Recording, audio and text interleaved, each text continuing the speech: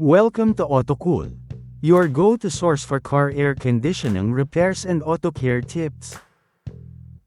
In today's video, we're taking a look at an NV350. The owner noticed that the AC performs fine during the morning and at night, but couldn't handle the heat during hotter parts of the day. Before diving into repairs, it's important to do an initial AC system check.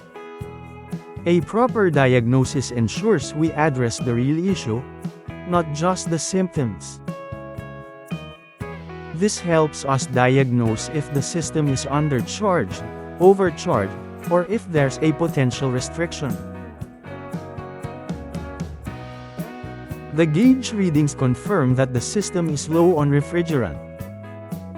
This explains the weak cooling. Your AC system is sealed.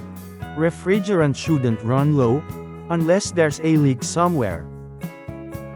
Let's start by checking for visible leaks around the AC component, like the hoses, fittings, and condenser. Any oil stains or residue can be a sign of a refrigerant leak. Upon inspection, we didn't find any leaks.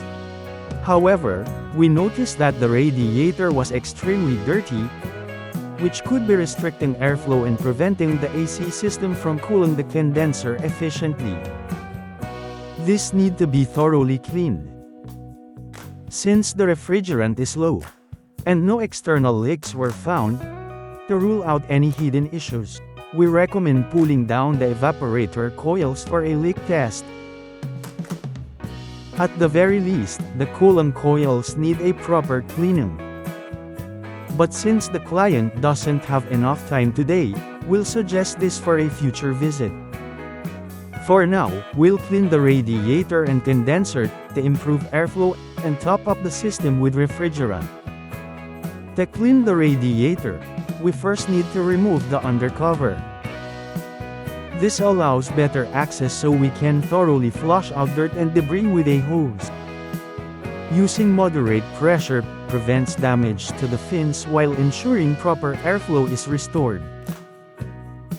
A clean condenser is important as it allows the refrigerant to release heat efficiently, preventing the system from overworking.